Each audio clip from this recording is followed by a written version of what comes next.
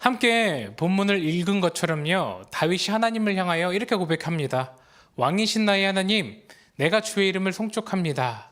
이 고백처럼 하나님 앞에 그분의 이름을 높여 올려드리는 이 시간 되었으면 좋겠습니다. 특별하게 여러분과 제가 왕 되신 하나님의 이름을 높여드리는 실존적인 삶이 되었으면 좋겠습니다. 사실 우리가 읽은 이 말씀은요, 시입니다. 시 아시죠? 그죠? 운율이나 음을 가지고 읽게 되는 것이죠. 말 그대로 시편은 시이기 때문에 이 읽은 말씀이 모두 딱딱한 문장이지만요, 사실 노래입니다.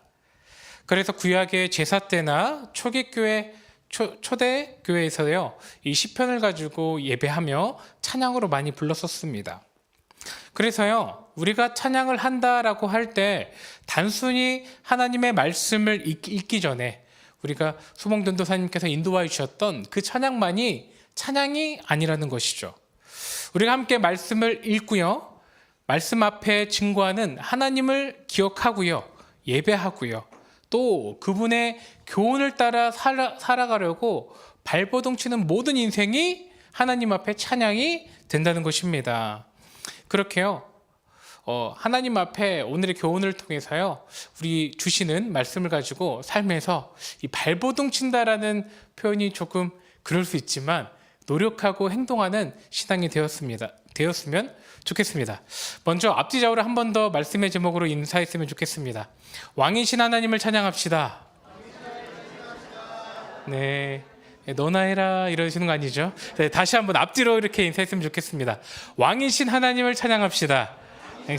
네, 우리 고백처럼 왕 되신 하나님을 함께 찬양했으면 좋겠습니다. 제가 말씀드린 대로요, 오늘 이 145편은 시입니다. 그죠? 그런데요, 조금 특별한 시예요. 바로 알파벳 시라고 합니다. 그러니까 히브리어가 총 22개의 알파벳으로 되어 있는데요, 쉽게 얘기하면 그 알파벳의 순서대로 앞 글자가 따져 있다는 것이죠. 네, 아시겠죠? 그런 순서로 노래하면서 불렀던 특별했던 찬양입니다. 이 오늘의 말씀을 통해서요, 하나님을 찬양하는 다윗이 어떻게 하나님을 부르고 찬양했는지, 그 찬양이 어떻게 확장됐는지를 함께 살펴보려고 합니다. 그러면서 이 찬양을 통해 하나님께서 우리에게 주시는 교훈을 우리 삶에 적용하는 시간까지 가져보도록 하겠습니다. 먼저 오늘의 말씀을 보면 다윗은요, 하나님에 대해서 이렇게 고백합니다. 이러한 하나님이다 라고 이야기하는데요, 1절 상반절을 함께 읽어보도록 하겠습니다. 시작. 왕이신 나의 하나님이여. 아멘. 그렇습니다. 다윗은 하나님을 왕이라 이야기합니다. 나의 하나님, 너의 하나님이 아니라 나의 하나님이라고 고백하죠. 다윗은 연속적으로 이러한 고백을 보면요, 그냥 인사로서만 왕이라고 이야기하는 것이 아니라 계속 나의 왕, 나의 하나님, 이러한 표현을 통해서요, 진짜 자신의 마음에서 우러나 나오는 진심 어린 고백임을 우리가 알 수 있습니다. 하나님이 진짜 자신의 왕이 되신다는 거죠. 자신을 다스려 주시는 분이심을 고백하고 있어요. 사실 생각해 본다면요, 오늘 본문에 진짜 왕이 있습니다. 누구입니까? 다윗입니다. 다윗이 진짜 왕인데요, 그 백성들 앞에서 노래로서 이 왕 되신 분이 자신이 아니라 하나님임을 이야기하고 있죠. 다윗이 이스라엘을 다스리는 실존적인 왕임에도 불구하고요, 진짜 자신의 왕은 누구라고요? 하나님 되신다고요. 반대로 얘기한다면, 더 나아가자 보면 이스라엘을 통치하는 왕은 자신 다윗이 아니라 하나님이심을 고백하고 있는 것입니다. 그 왕 되신 하나님을 다윗은 찬양한다 이야기합니다. 1절, 2절, 3절을요 우리 한번 구체적으로 보도록 하겠습니다. 같이 읽겠습니다. 시작. 왕이신 나의 하나님이여, 내가 주를 높이고 영원히 주의 이름을 송축하리이다. 내가 날마다 주를 송축하며 영원히 주의 이름을 송축하리이다. 여호와는 위대하시니 크게 찬양할 것이라. 그의 위대하심을 측량하지 못하리로다. 아멘. 1절부터 3절을 보면 하나님을 찬양했다라는 의미의 동사가요, 총 5번이 나옵니다. 지나갔죠? 제가 한번 퀴즈를 내보도록 하겠습니다. 1절부터 3절까지 이 찬양했다라는 동사가 몇 번 나올까요? 맞춘 분에게는 제가 개인적으로 메가커피 쿠폰 하나를 드리도록 하겠습니다. 몇 번 나올까요? 한 번이요? 세 번이요? 네 번이요? 여섯 번이요? 저희 한번 다시 읽겠습니다. 저 1절부터 다시 읽어보도록 하겠습니다. 준비, 시작. 왕이신 나의 하나님이여, 내가 주를 높이고 영원히 주의 이름을 송축하리이다. 내가 날마다 주를 송축하며 영원히 주의 이름을 송축하리이다. 여호와는 위대하시니 크게 찬양할 것이라. 그의 위대하심을 측량하지 못하리로다. 아멘. 보신 것처럼 총 5번이 나옵니다. 제가 여러분들의 깊으신 뜻을 이해하지 못했습니다. 목사님이 돈도 없을 거니까 일부러 문제를 맞추시지 않았는데 제가 그 깊으신 뜻을 몰랐네요. 해서 총 이렇게 5번 나옵니다. 그런데요, 이 송축한다, 찬양한다가요, 145편 전체를 보면 20번 이상이 나옵니다. 그래서요, 이 145편은 찬양시라고도 불리우죠. 이렇게 다윗은요, 반복적으로 하나님을 찬양합니다. 왕이신 나의 하나님을 찬양합니다. 그분을 송축합니다. 라고 간결하고도 의미 있고 깊게 이야기하고 있는 것입니다. 온 세상의 왕이신 하나님을 높이고 있습니다. 위대하신 분이라고, 그 전능하신 분이라고, 그분이 왕의 직책을 맡은 나보다 더 진짜 왕, 완전한 왕임을 이야기하고 있는 것이죠. 다윗의 이러한 고백은요, 그냥 하나님을 찬양하는 미사여구가 아닙니다. 다윗에게 있어서 하나님은 자신의 삶을 통해 진짜 살아서 역사하신, 찬양받기 합당하신 분이셨기 때문이죠. 다윗의 삶에서 그에게 일하신 하나님을요, 우리는 이미 알고 있습니다. 그가 목자일 때도요, 양을 칠 때도요, 맹수가 올 때도 그가 거뜬히 이겨내도록 도와주셨던 하나님이셨습니다. 사울이 쫓아올 때도 마찬가지죠. 지켜주셨던 하나님입니다. 또 미친 척 연기를 할 때도 속아지도록 하여 주셨던 하나님입니다. 그래서 그는요, 3절에 이렇게 고백합니다. 다시 한번 읽어보도록 하겠습니다. 시작. 여호와는 위대하시니 크게 찬양할 것이라. 그의 위대하심을 측량하지 못하리로다. 아멘. 이 고백을 보니까요, 진짜 하나님의 일하심을 절절하게 경험했던 자의 고백임을 알 수 있습니다. 우리도 함께 3절을 고백해 보도록 하겠습니다. 시작. 여호와는 위대하시니 크게 찬양할 것이라. 그의 위대하심을 측량하지 못하리로다. 아멘. 이 크게 찬양한다는 것을 보니까요, 입을 크게 열어서 찬양한다는 것입니다. 네, 저만 그렇게 찬양했던 것 같습니다. 그렇게 하나님 앞에 나아가는 다윗은요, 그분 앞에 이름을 왕이신 하나님, 찬양받기 합당하신 분, 그러면서 크게 찬양했던 것을 알 수 있습니다. 그렇다면 여러분에게 질문하고 싶습니다. 여러분의 하나님은 어떠한 분이십니까? 앞선 다윗의 고백처럼요, 하나님을 찬양하면서 주님 왕이십니다. 찬양받기 합당하십니다. 큰 일을 행하셨습니다. 라고 고백하시며 그 하나님께 나아가고 계십니까? 우리의 마음을요, 이미지화 해보면요, 아마 이런 것일 것입니다. 바로 왕관이죠. 마음을 이미지화 해보면 이럴 것입니다. 내 인생에서 왕을 상징하는 왕관을 내 마음에서 누가 쓰고 있느냐의 문제인 것이죠. 내가 왕인 것인지, 아니면 하나님께 진정으로 왕 대신 면류관 왕을 드리고 그분의 말씀에 순종하며 인생을 살아가는 것인지 마음을 점검해 보아야 합니다. 찬양 중에요, 이런 찬양이 있습니다. 주님만이 나 왕이십니다. 아십니까? 네, 아시죠? 그런 것처럼 내 삶에 이러한 입 바른 말뿐인 왕이 아니라요, 삶에서 진정으로 하나님의 왕 되심을 찬양하고 살아가는지 우리 삶을 점검해 보아야 합니다. 때로는 나의 마음에 진짜 왕이 누구인지 헷갈릴 때도 있습니다. 그러기에 진심으로 물어봐야 하는 것이죠. 다르게 이야기하자면 내가 바라고 내 마음의 1순위로 삼는 것은 무엇인지 여쭤보는 것입니다. 그래서 마음을 때로는 두드려보고 물어봐야 합니다. 나의 마음에 진짜 왕은 누구인지, 우리 가정의 진짜 왕은 누구인지, 때로는 나의 일터에, 나의 책무와 내가 주관하는 맡은 일에 진짜 왕은 누구인지 물어봐야 하는 것이죠. 저희 집에서도요, 왕이 하나 있습니다. 저기 뒤에서 울고 있는 그 친구가 지금 현재로는 왕인 것 같습니다. 가족 모두 잠을 자다가도요, 저 친구가 일어나면요, 저는 때로는 못 들은 척하고 잠을 잘 때가 있지만 모두 다 일어납니다. 해서 다혜리도 일어나고 제 아내도 일어나고 해서 왜 우는지를 보죠. 때로는 기저귀를 갈아달라고 울기도 하고요. 어딘가에 부딪혀서 울기도 합니다. 배고프다고. 또 저를 닮아서 잘 먹습니다. 네, 졸리다고 울기도 합니다.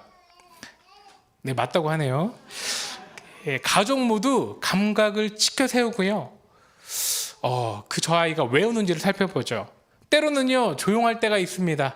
그때는 뭔가 문제가 터진 거예요. 뭘 먹거나 뭐에 집중할 때는 인간이 본성적으로 조용하고 그렇게 잘못된 것을 할 때도 있습니다. 혹 때로는요, 저 무엘이가 아프기라도 해봐요. 그러면요, 가정의 모든 일이 스탑됩니다. 며칠 전에 제가 자고 있는데요, 발끝이 간지러운 거예요. 근데 제가 때로는 허리가 좀 아플 때는 이 발끝이 저려올 때가 있습니다. 그래서 자세를 좀 틀기도 하고 그렇게 하죠. 근데 어느 날 며칠 전에 자고 있는데 발끝이 간지러운 거예요. 그래서 저는 좀 허리가 아픈 줄 알고 몸을 뒤척이는데도 불구하고 또 발끝이 간지러운 거예요. 그래서 눈을 떠서 보니까요, 제 발가락을 핥고 있더라고요. 네. 그래서 저희 무엘이는 이유식을 떼기도 전에 고기부터 먹는. 네. 사실 제가 저희 무엘이를 비유로 든 것은 이런 것이 왕이 아니라는 것이죠. 제가 말씀드린 왕은요, 어떠한 가정의 보살핌, 주도권이 누구에게 있느냐가 아니라요, 이 나의 인생에, 우리의 삶에, 우리의 가정의 영적인 주도권을 누가 가지고 있느냐가 그 왕이 누구인지를 표현하고 있다는 것이죠. 누가 왕이냐는 질문은요, 개인의 인생의 주도권을 누가 잡고 있느냐에 대한 것입니다. 나의 영적인 주도권은 누가 잡고 있는 것인지, 나의 가정의 영적인 주도권은 어떠한 것을 향하여 방향성을 두고 있는 것인지, 또 무엇을 왕으로 삼고 있는지를 우리의 가정, 개인의 일터, 개인의 영적인 부분 안에서 점검해 보아야 한다는 것이죠. 오늘 본문의 다윗은요, 자신의 왕으로서의 주도권, 자신의 인생의 방향성, 이스라엘 백성을 향한 통치권을요, 지금 모두 다 내려놓습니다. 그리고 누가 왕이라고요? 하나님만이 왕이라고. 하나님만이, 그분이 진짜 왕이십니다. 그분이 나의 하나님입니다 라고 고백하고 있는 것이죠. 실제로 그렇게 백성들 앞에서 선포하고 있는 것입니다. 오늘 본문이 이렇게 다윗의 고백을 통해 우리에게 주는 영적인 교훈은 바로 이것입니다. 함께 큰 소리로 읽어보도록 하겠습니다. 준비 시작. 하나님을 왕으로 높이며 살아야 한다는 것입니다. 누구를요? 내가 아니라 하나님을 왕으로 크게 높이며 찬양하며 살아가야 된다는 것이죠. 그러므로 한 번 더 앞뒤적으로 인사하도록 하겠습니다. 하나님을 왕으로 높이며 살아갑시다. 네, 우리의 고백이요, 진정 어린, 진심 어린 고백이 되기 원합니다. 옆에 사람이 섬기는 어떠한 그 왕이 아니라요, 내가 만난 하나님을 왕으로, 내가 경험한 하나님을 왕으로 섬기길 원합니다. 때로는요, 우리의 마음을 잘 모를 때가 있습니다. 나의 마음은 내가 하나님을 왕으로 섬기는지는요, 사실 나밖에 모르죠. 때로는요, 나 스스로 내가 진짜 어떤 것을 왕으로 섬기는지 모를 때도 있습니다. 스스로의 마음을 속일 때도 있다는 것이죠. 내가 하나님을 왕으로 섬긴다라고 입으로는 이야기하지만요, 마음은 세상의 것, 다른 유혹한 것을 섬길 때도 있습니다. 그때 우리에게 찾아오는 것이 있죠. 결핍과 어려움, 연약함. 그때 우리는 비로소 깨닫습니다. 주님, 진짜 하나님만이 나의 왕이십니다. 내가 나를 왕으로 삼고 살고 있었구나 깨달을 때도 있습니다. 시편 21편 7절은 이렇게 이야기하는데요, 함께 한번 읽어보도록 하겠습니다. 시작. 왕이 여호와를 의지하오니 지존하신 이의 인자함으로 흔들리지 아니하리이다. 아멘. 다윗의 다른 고백입니다. 다윗의 다른 고백에서요, 이 왕이 누구를 상징합니까? 다윗 자신을 상징합니다. 왕이 그러니까요, 여호와를 의지한다는 것입니다. 지존하신 이의 인자함 앞에서요, 그러므로 나는 흔들리지 않는다 고백합니다. 하나님을 왕으로 섬긴다는 것, 하나님을 찬양한다는 것은요, 쉽게 얘기하자면 바로 이것처럼 의지한다는 것입니다. 나의 위험, 문제, 핍박 앞에서 세상의 다른 방향, 사람을 의지하는 것이 아니라 하나님 앞에 의지하며 그분 앞에 무릎을 꿇어 나아간다는 것이죠. 그분만을 내가 주인으로 삼고 경외한다 말하고 있는 것입니다. 지존하신 여호와를 의지하기에 그러므로 내가 흔들리지 않는다. 지존하신 하나님 아버지를 내가 의지하기에 나의 인생 앞에서 다른 풍파와 어려움 앞에서 흔들리지 않는다 고백하고 있는 것이죠. 그래서 사실 이 본문을요, 히브리서 11장이 대치되어 이야기하는 것이죠. 세상이 감당하지 못하는 하나님의 사람이라고요. 하나님과 함께하는 사람은요, 세상이 감당하지 못한다라고 이야기합니다. 왜? 왕 대신 그분이 함께하기 때문에 그런 것이죠. 다윗은 자신 스스로 왕임에도 불구하고 여호와 하나님을 의지한다 이야기합니다. 사실 오늘 생각하는 이 문구와요, 당시에 생각하는 문구는 다를 수 있습니다. 왕이 되어서 내가 하나님을 왕으로 섬긴다라는 것은요, 사실 자신을 낮추는 행위고요, 자신의 권리보다 하나님의 권위를 높여 세우기 때문에 그렇습니다. 그러므로 다윗이 고백했던 것처럼 진짜 왕이신 하나님 앞에서 그는 나는 두렵지 않는다, 신앙이 흔들리지 않는다, 문제 앞에서 굴복하지 않는다 라고 고백했던 것이죠. 다시 한번 여러분에게 묻습니다. 여러분의 진짜 왕은 누구십니까? 반대로 생각해 보면요, 답을 쉽게 찾을 수 있습니다. 인생에서 겪는 어려움 속에서 불안과 문제가 나를 찾아올 때 나는 어떠한 것으로 해결하는지를 알아보면 쉽게 알 수 있는 것입니다. 그래서 제가 3가지의 질문을 가져왔습니다. 3가지의 질문을 통해서요, 나의 마음이 어떻게 대답하고 있는지를 한번 살펴보았으면 좋겠습니다. 자, 첫 번째 질문입니다. 함께 읽어보도록 하겠습니다. 준비 시작. 나에게 불안, 두려움이 찾아올 때 어떻게 해결하는가? 개인의 삶의 자리에서요, 때로는 나의 어떠한 일 가운데 두려움이 찾아올 때, 불안이 찾아올 때 사람을 의지하는지 아니면 하나님께 먼저 기도하고 나아가는지 묻고 있는 것입니다. 우리 두 번째 함께 읽어보도록 하겠습니다. 시작. 가정에서 불안, 두려움이 찾아올 때 어떻게 해결하는가? 우리의 가정 안에서 자녀의 일이라든지 배우자 일 앞에서요, 어려움과 문제가 찾아왔을 때 사람을 찾는지 아니면 나의 어떠한 다른 이전의 일들을 경험을 찾는지 아니면 하나님 앞에 나오는지 묻고 있는 것입니다. 3번째 보도록 하겠습니다. 같이 읽겠습니다. 나의 책무에서 불안, 두려움이 찾아올 때 어떻게 해결하는가? 그러니까 나의 맡겨준 일, 이것이 사역이 될 수도 있고 이것이 여러한 복잡한 일이 될 수도 있습니다. 그러한 문제 가운데 어떻게 해결하는지에 따라서 우리의 마음이 누구를 왕으로 삼고 있는지 이야기하는 것이죠. 불안함을 어떻게 해결하고 도움을 구하는지에 따라 무엇이 왕인지 알 수 있는 것입니다. 하나님 앞에 무릎 꿇기보다요, 또 기도를 하기보다 친구를 찾는다면, 다른 사람에게 도움을 먼저 구한다면, 다른 사람과 통화해서 도움을 구했을 때 나의 마음이 평안해진다면요, 사실 그 친구를 왕으로 삼고 있는 거겠죠. 반대로 사람의 말보다 하나님 앞에 나와, 새벽에 나와, 이 예배 시간에 나와 주님 앞에 기도하고 말씀을 보았을 때 나의 마음이 평안해진다라며요, 내가 무엇을 왕으로 삼고 있다라고요? 하나님을 왕으로 삼고 있다라고요. 하나님을 의지하고 왕으로 대하고 있다는 증거가 될 수 있는 것이죠. 말씀을 드리는 저도요, 항상 이 고민에 빠지는 것 같습니다. 제가 목사임에도 불구하고 때로는 하나님이 왕이십니다라고 찬양하지만요, 인생에 겪는 어떠한 고민과 어떠한 선택 가운데서는요, 불안 가운데서는 여러분과 동일한 것 같습니다. 때로는 문제라든지 가족의 상황 앞에서 철저히 깨닫는 것이죠. 아직도 내가 왕이구나. 내가 연약함이 있구나. 물질에서 아직 자유롭지 못하구나.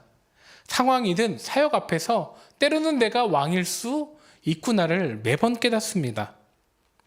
말씀을 준비하면서요, 좀 고민했었습니다. 무예리가 태어나고 났었던 이야기를 할까 말까 고민했었는데 해야 될 것 같습니다. 무예리가 태어나고 나서요, 산부인과를 나오면서 그 여러 가지 증서를 나눠줬었습니다. 근데 귀에 대해서 이야기할 때 리퍼 도장을 찍어주더라고요. 그래서 아내가 먼저 들어가서 의사 선생님을 만났었는데, 그러니까 큰 병원에 가서 귀를 다시 검사하라는 것이었습니다. 그러니까 아이가 귀가 이 감각이 없다라는 거였죠. 그래서 아내랑 저는요, 그날 이후로 귀에 대해 유명하신 분을 찾았습니다. 그래서 대학병원에 있는 분도, 그 당시 코로나 이후라서 좀 찾기도 어려웠지만 어쨌거나 한 분을 찾아서 그분에게 예약을 받고 준비하는 와중에 있었습니다. 제 마음이 불안했을까요? 안 불안했을까요? 어떠십니까? 네? 불안했다고요? 네, 저를 믿음 없이 보시는 것 같습니다. 근데 사실 불안했습니다. 불안했죠. 그러니까 저에 대한 일이라면 제가 초월할 수 있는데, 이게 자녀에 대한 일이 쉽지만은 않게 느껴졌습니다. 그래서 하나님께 기도했습니다. 근데 하나님이 주셨던 사인이 있었어요. 그 이후로 제 마음이 평안했어요. 근데 제 아내는 굉장히 좀 불안했습니다. 제 아내를 디스하는 건 아닌데, 네. 그래서 스스로 좀 자책했던 것 같아요. 늦게 가져서 그랬는지, 아니면 음식적인 부분이라든지. 어쨌거나 그 병원에 가서 의사 선생님을 만나면서 제 마음은 평안했습니다. 하나님이 약속해 주셨으니까. 그리고 의사 선생님과 대화하면서요, 이 귀 검사를 갈 때마다 했습니다. 매주마다 검사를 했었는데, 의사 선생님께서 얘기해 주실 때 6개월 동안에 이 검사를 진행할 때 이 게이지가, 이 음파 게이지가 올라가지 않으면 수술을 해야 된다는 거예요. 잘못하면 보청기까지 끼고 살을 수 있다라고 얘기해 주셨죠. 하지만 저의 마음은 평안했을까요? 불안했을까요? 네, 평안했습니다. 저를 못 믿으시는 것 같은데. 다른 교회 성도님 계신 거 아니죠? 네, 알겠습니다. 평안했습니다. 그런데요, 1개월, 2개월, 거의 한 4개월, 5개월, 이제 아내랑 저랑 대화할 때는요, 한 달만 있으면 이제 수술해야 되는 거죠. 그래서 굉장히 제 마음이 불안하지 않았습니다. 의심하지 마십시오. 평안했습니다. 그렇게 병원을 가서요, 의사 선생님께서 검사해 보시고 마지막에 저희한테 이렇게 얘기해 주시는 거예요. 이제 병원에 오지 않으셔도 된다고. 이 차도가 보여진다고. 자연스럽게 귀가 트일 거라고 얘기했습니다. 그러면서 처음에는 그 리퍼라고 재검 도장 찍힌 곳에다가요, 이제 패스라고 적혀주셨습니다. 그래서 저희 가정은 이제 정부에다가 그 패스 것만 내었으면 좋겠습니다. 그런데요, 저랑 아내는 아직도 기억합니다. 그 의사 선생님께서 이제 안 오셔도 됩니다라고 얘기했을 때 저의 마음과 아내의 마음은 기뻤거든요. 그래서 그날 저녁 맛있는 음식을 먹었던 걸로 기억합니다. 근데 제가 돌아오면서 생각해 보니까요, 내가 조금 믿음이 없었구나라는 게 느껴지는 거예요. 저는 이미 하나님께 주신 사인과 약속을 받았는데, 그 의사 선생님께서 이제 안 오셔도 됩니다라고 얘기했을 때 저랑 아내는 박수를 치고 있었거든요. 하나님 감사합니다 라고. 하지만요, 그의 마음 안에는 뭐가 있었다고요? 불안함이 있었다고요. 하나님께서 주신 약속이 있었음에도 불구하고 제 아내한테도 얘기했습니다. 걱정하지 말라고, 약속을 주셨다고. 그럼에도 불구하고 저의 마음에는 불안함이 있었던 것을 확인하게 됐습니다. 하나님은 왕이십니다라고 이야기했지만 사실 그 순간에는요, 그 의사 선생님이 왕이었던 것 같아요. 네, 조금 MSG를 넣자면 그렇다는 거죠. 그랬던 것처럼 저 또한 마찬가지입니다. 근데 생각해 본다면 천국 가기 그날까지요, 사실 이러한 싸움은요, 우리가 죽는 그날까지 계속 진행될 것입니다. 내가 세상을 왕으로 섬기는지, 진짜 하나님을 왕으로 섬기는지는요, 장담할 수 없어요. 우리 안에 문제와 어려움, 하나님께서 보여주지 않는 한 우리는 깨달을 수 없는 것입니다. 그러므로 우리의 마음을 계속 점검해 보아야 한다고요. 내가 진짜 누구를 왕으로 섬기는지를 마음으로 확인해 봐야 합니다. 나온 지 약 10년이 조금 지난 책인데요, 폴 트립이라는 기독교 작가가 있습니다. 그 작가가 경외, 라는 책을 적었는데요. 이러한 책입니다. 이 경외라는 책을 보면요, 현대인들의 하나님을 향한 문제점이 있다라고 이야기합니다. 어떠한 문제점이 있냐면요, 바로 하나님께 대하여 경외하지 않는다라는 것이죠. 그러니까 하나님을 믿고 있음에도 불구하고요, 경외하지 않는다라고요. 그분 앞에 두려움과 진실함으로 나아가지 않는다라고요. 하나님을 믿는다고 하지만요, 그는요, 인스턴트 같은 신앙이다라고 이야기합니다. 하나님을 경외하기보다 실존적으로 그 하나님을 향하여 경외하기보다 책임감이 없고요, 경외감이 없고 존경심을 내려놓고 그냥 아는 것으로 그친다라고 이야기합니다. 그러므로 하나님을 경외하기보다 결론적으로 물질을 경외하고요, 자신이 맡은 일에 대해 경외하고요, 음식에 대해 또한 성적인 부분에 대해 현대인들은 경외하고 있다라고 문제점을 제기합니다. 하나님보다 진실로 바라고 원하는 자신의 가치를 높이는 일을 경외하며 우상을 삼고 있다는 것이죠.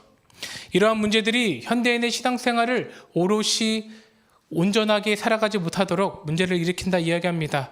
그 문제를 통해 교회가 문제에 휩싸이게 되고 사회의 문제까지 이렇게 된다라고 말하고 있죠.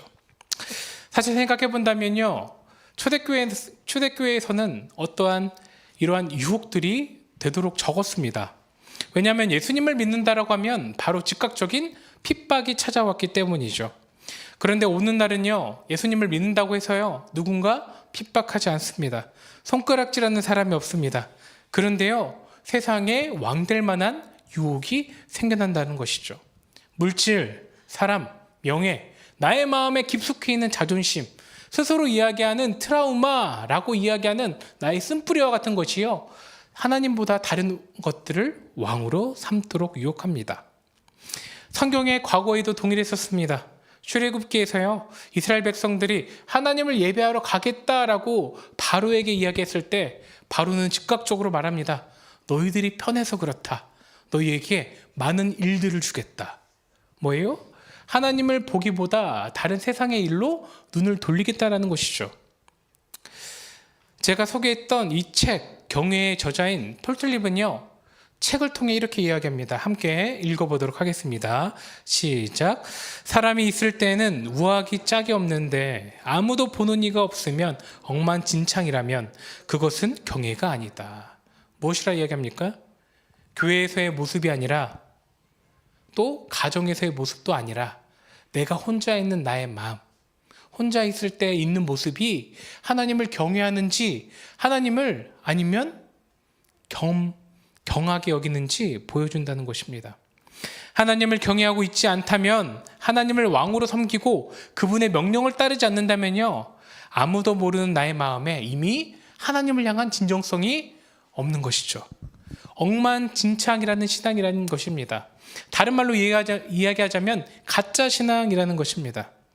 오늘 본문의 다윗의 표현대로 하나님을 왕으로 섬기지 못하고 있다는 것, 하나님을 왕으로 진정으로 섬기지 못하고 있다는 것은요, 우리가 이 자리에서 어떠한 입술로 찬양하든지 어떠한 행동을 하든지 그 마음에 진정성이 없다면, 경외하지 않는다면 의미가 없을 수 있다는 것입니다. 예수님께서 이야기하셨듯이 바리새인들을 향하여 속이 썩어져 버렸는데 겉모습만 회칠한 무덤과 같다라고 이야기했던 것처럼요, 우리의 마음이 썩어져 있음에도 불구하고 겉으로는 하나님을 왕이라 칭하고 있는지 모르겠습니다. 그러므로 우리는 우리의 마음을 살펴보아야 합니다. 때로는 두드려 보면서 내 마음에 누가 왕인지를 같이 한번 기도하며 알아봐야 하는 것이죠. 폴틀립은요, 이 책을 통해 마지막에 이렇게 이야기합니다. 부제 또한 이러한 제목이었는데요, 함께 읽어보도록 하겠습니다. 준비 시작. 뒤틀린 삶을 바로잡는 힘, 경외.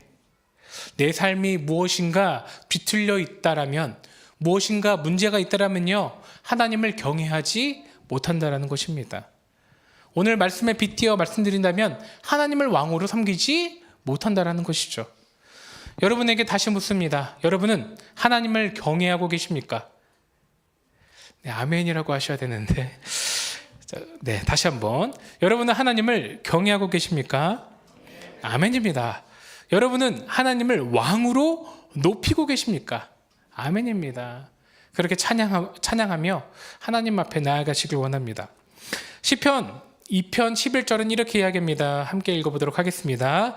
여호와를 경외함으로 섬기며 떨며 즐거워할지어다. 아멘. 여호와를 경외함으로 그분을 존중하고요, 진정으로 떠는 마음으로, 진지한 마음으로 나아가라, 즐거워하며 예배하라 말하고 있습니다. 본문의 다윗처럼 자신의 삶에서 하나님만 진심으로 왕으로 높이는 영혼어른의 모든 성도님 되시길 예수님의 이름으로 축원드립니다. 때로는 우리의 마음에 하나님을 왕으로 섬기지 못하도록 방해하는 것이 있다면요, 자신의 연약함을 깨닫고 모든 세상의 물질, 또한 관계, 또한 가정, 성적인 부분, 쾌락적인 부분을 모두 다 내려놓고 오직 왕 되신 하나님만 찬양하시길 예수님의 이름으로 축원드립니다. 아멘입니다.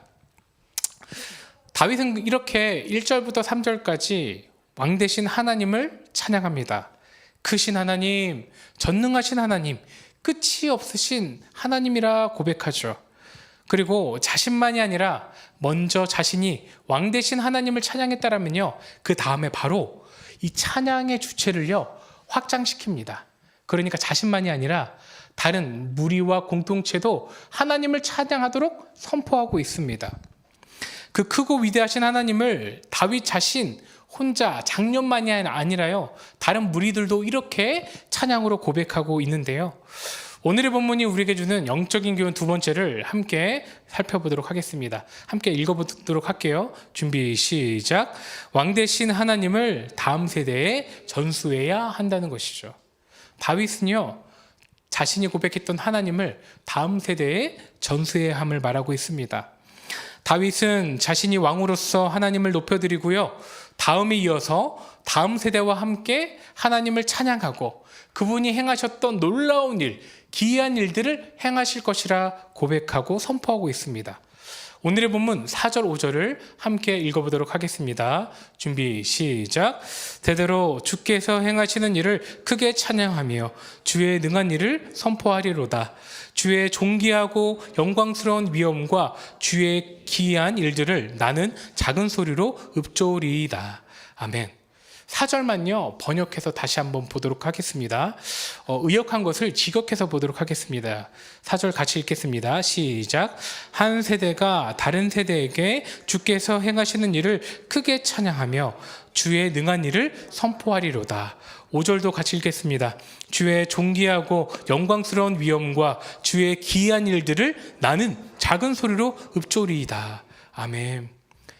다윗이 하나님을 먼저 높여 찬양하고요, 그 다음에 어떠한 무리들에게 그 찬양을, 그 주체성을 확장하고 있습니까? 다음 세대, 한 세대, 작년의 세대가 그 아래 세대, 다음 세대에게요 무엇을 선포한다 말합니까? 하나님께서 행하셨던 놀라운 일을 선포한다라고 이야기합니다. 그러니까 다음 세대에게 알려주시는 것이죠.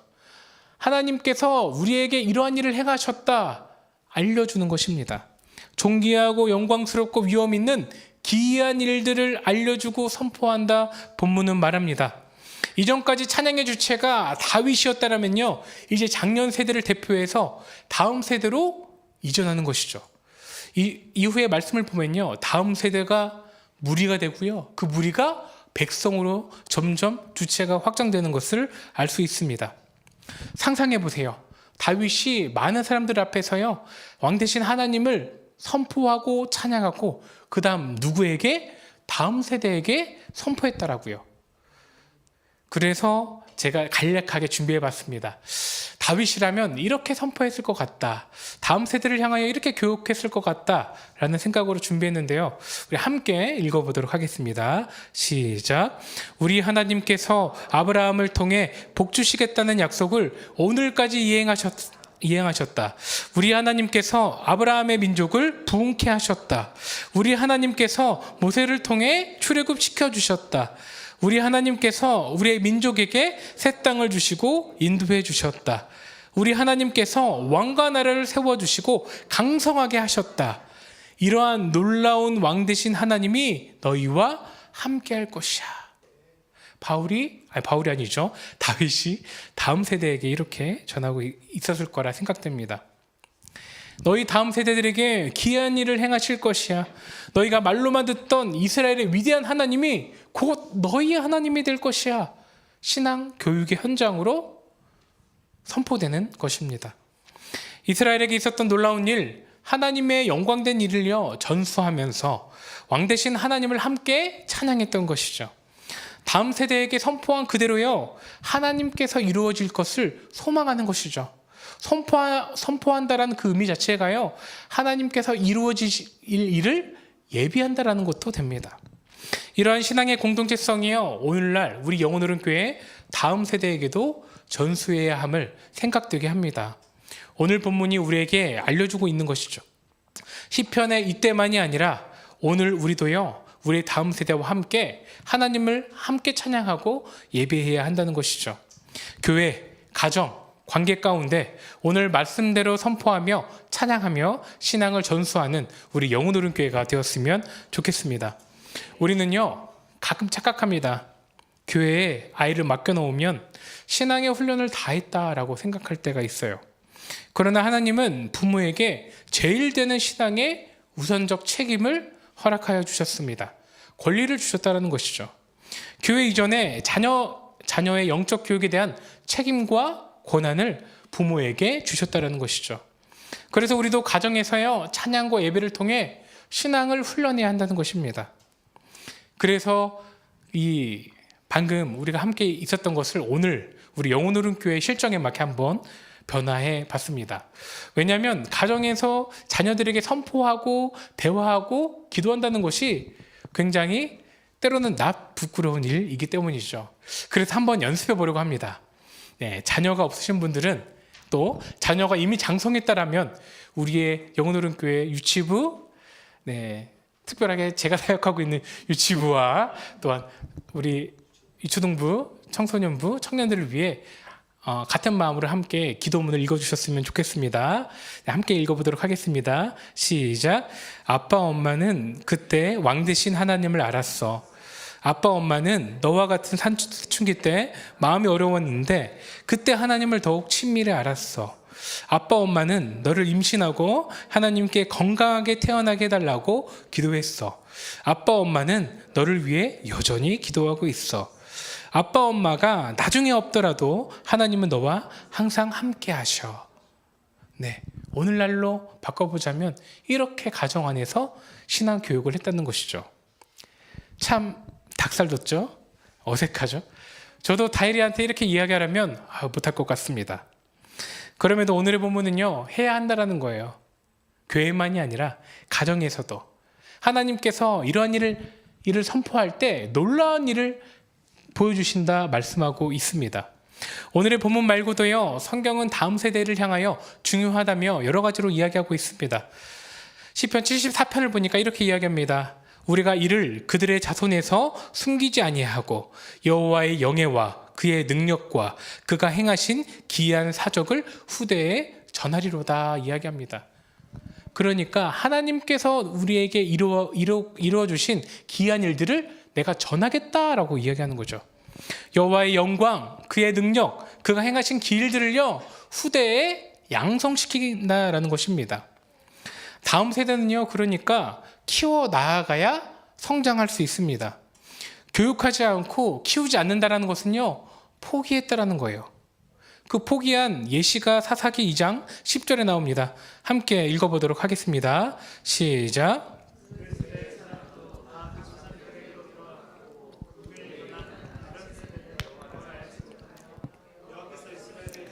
행하신 일도 알지 못하였더라. 아멘. 여호수아가 죽고 나서요 무엇이라 이야기합니까? 그 다음에 세대가 교육하지 않으니까 다른 여호와를 알지 못한다. 다른 세대가 되었다라고 이야기합니다. 그러고 나서 사사기 2장 11절부터요 이스라엘 민족이 본격적으로 바알을 믿기 시작합니다. 교육하지 않으니까, 키우지 않으니까, 다음 세대에게 관심과 기도하지 않으니까 이런 일들이 생겨난 것이죠. 교육하지 않으면 여호와를 알지 못하게 됩니다. 다른 세대가 되어버립니다. 우리 하나님이 어떻게 일하셨는지를, 우리 왕 되신 하나님이 어떻게 영혼으로 교회 가운데 일하셨는지를 알려주어야 한다는 것입니다. 이러한 신앙의 세대를 전수해가는 과정 가운데 다윗은 5절로 이렇게 우리에게 이야기합니다. 함께 읽어보도록 하겠습니다. 시작. 주의 존귀하고 영광스러운 위엄과 주의 기이한 일들을 나는 작은 소리로 읊조리리이다. 아멘. 그러니까요, 세대가 세대에게 신앙을 전수해주고 하나님의 놀라운 일, 기이한 일들을 이야기해 주었을 때 다윗은 이야기합니다. 내가 작은 소리로 읊조렸다. 이 원어로 보니까요, 다윗이 놀라서 읊조릴 수밖에 없었다라고 이야기합니다. 하나님께서 다음 세대 가운데 일으켜 세워주시는 그 기이한 일들, 하나님의 역사를 목도할 수밖에 없는 성령의 충만한 일들로 가운데 조용히 입을 벌리고 읊조릴 수밖에 없었다라고 이야기합니다. 오늘 우리의 삶에 적용해 본다면요, 우리가 함께 예배하고 신앙의 공동체를 세워갈 때 하나님께서 놀라운 일들로 보여주신다라는 것이죠. 입이 떡 벌어질 만한 일들로 우리 세대에 부어주었던 성령의 충만함보다 우리 다음 세대 가운데 더 큰 은혜를 허락하여 주신다라고 이야기하는 것입니다. 그러므로 우리 먼저 하나님의 왕되심을 찬양하고 높여드리는 인생 되었다라면요, 두 번째로는 우리의 다음 세대를 향하여 그렇게 신앙을 전수해야 하는 것입니다. 그런데 참 이것이 쉽지 않은 것 같습니다. 그렇죠? 가정에서라든지 또한 교회에서라든지 우리 자녀들을 키워나가는 게 쉽지 않은 것 같습니다. 그래서요, 이것을 설명드립니다. 넘겨주시죠. 네, 이번 주일날에 뭐가 있습니까? 네, 온세대 예배가 있습니다. 하나님 앞에 유치부부터 장년들까지 모두 함께하는 그 찬양의 시간, 하나님의 기이한 일들을 선포하는 시간이 있습니다. 함께 참여해 주셔가지고요, 우리 성도님들의 자녀 또한 행여나 믿지 않는 자녀가 있다면요, 이때 잘 구슬려서 함께 예배함으로요, 영적인 예배, 하나님의 기이한 일들을 먼저 선포하는 예배가 되었으면 좋겠습니다. 하나님께서 그렇게 놀라운 일들로 우리의 예배와 또한 우리의 교회에 연합된 부서의 사역과 함께해 주실 줄 믿습니다.